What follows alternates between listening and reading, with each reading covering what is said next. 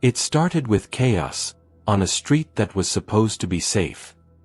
She had warned people for years, but no one believed her, not until tonight. He came back. I knew he would. And with that one sentence, everything about this case changed. Her last message was never sent. But it told investigators exactly what she feared. He had returned, after disappearing for 2 long years. Everyone thought he was gone. Gone from her life. Gone from this town. Gone from the story. So why was she running from him tonight? Because the truth is, he never really left. She thought she left him behind, but predators don't always disappear. Some of them learn to wait. For years, the signs were there. Warnings spoken. Fears reported. But nothing connected. Until the night everything unraveled. This is a story of obsession, silence, and a timeline investigators still can't fully explain. Before everything changed, Elena's world was simple, bright, predictable. She was the kind of young woman people gravitated toward, kind, focused, full of quiet ambition. She excelled academically, volunteered on weekends, and carried a softness that made people feel safe, almost everyone. Because somewhere in the background, someone else was watching her. Someone she barely even noticed. At first, it seemed harmless. A compliment here. A glance there. The quiet classmate who suddenly began appearing everywhere she went. But compliments turned into hovering, hovering into staring, staring into following her after school. She tried to brush it off at first. Tried to stay polite. She didn't want to embarrass him, or herself. But something about his presence never felt right. But no one thought it was serious. Not yet. 2 years. That's how long it had been since she last saw him. Long enough to believe he'd moved on. Long enough to feel safe again. But on this night, something felt wrong. The kind of wrong her body recognized before her mind could. What happened next unfolded too fast for any camera to capture, and too violently for witnesses to understand. Someone nearby heard a single sharp scream, then silence. Minutes later, a passerby found her collapsed near a loading dock, severely injured, barely conscious, unable to speak. She believed he'd disappeared, but the truth was far worse. He'd never left. He'd simply learned patience. And now investigators were left with one impossible question. How did he reappear so suddenly, and disappear just as fast? By morning, detectives began reconstructing her final routine. And almost immediately, the contradictions surfaced. Her phone records revealed something she never told anyone. Multiple anonymous calls, dozens, over the past month. All from the same blocked number. She wasn't waiting. She was being watched.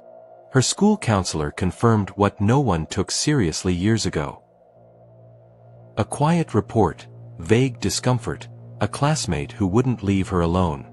But no action was ever taken. Forensics found partial fingerprints on her bag. Incomplete, smudged, but enough to start a profile. Then came the footprint. A rare model of men's athletic shoes no longer sold.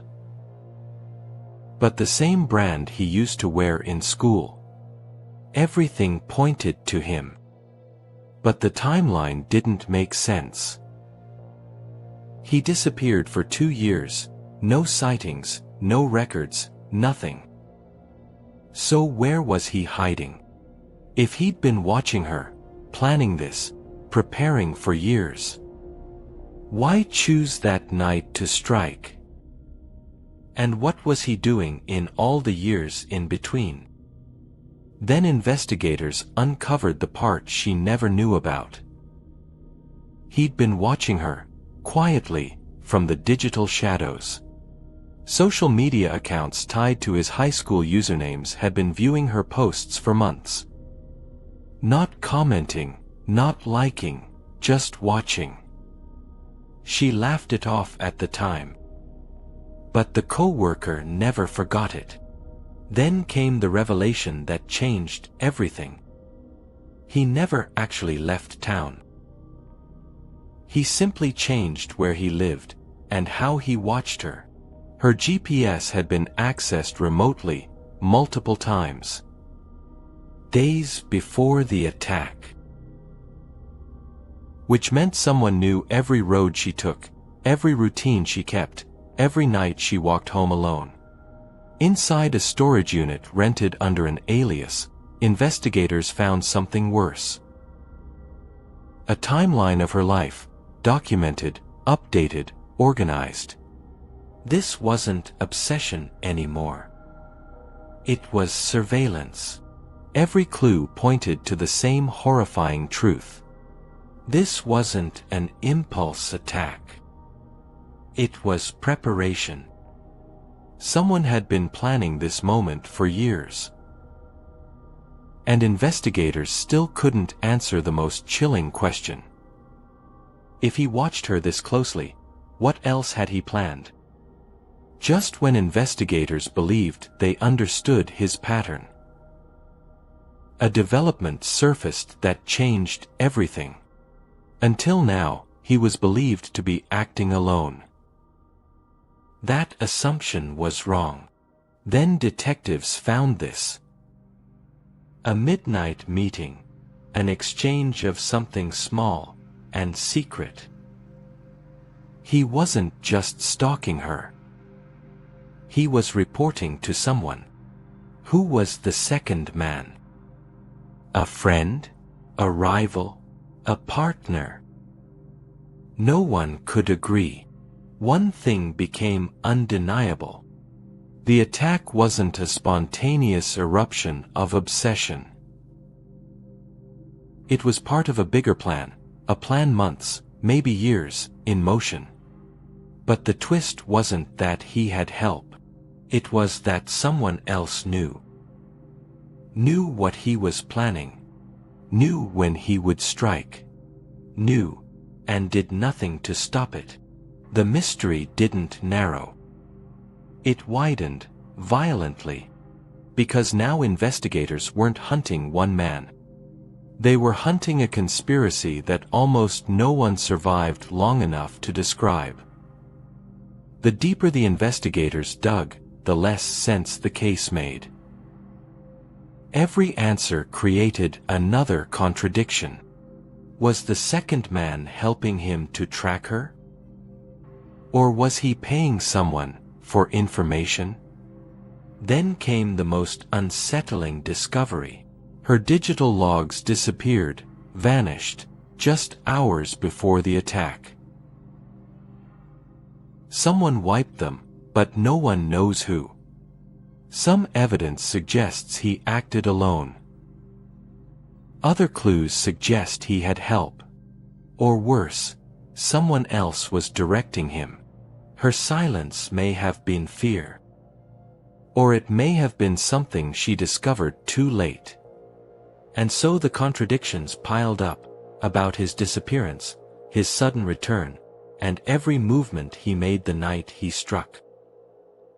Nothing aligned cleanly. Nothing made sense. Not yet. Her final verified moments begin here. The last minutes she ever walked alone. She kept checking her phone, again, and again. As if expecting something. The footage confirms it. She was being followed. Her final message was typed, not sent. Likely at the exact moment she began to run. The attack unfolded in seconds. Silent, swift, surgical. Too deliberate to be random, too fast to be stopped. And in those seconds, you feel the magnitude of her fear. and the precision of someone who had planned this night for years. In the final sweep of his room, investigators found something no one expected. A notebook. Inside, a chilling phrase repeated itself, "Watching her again soon." But the final entry, the one written right before the attack, was ripped out. That page has never been found. Then came the last contradiction. Her accounts showed one more device logging in, an unidentified user.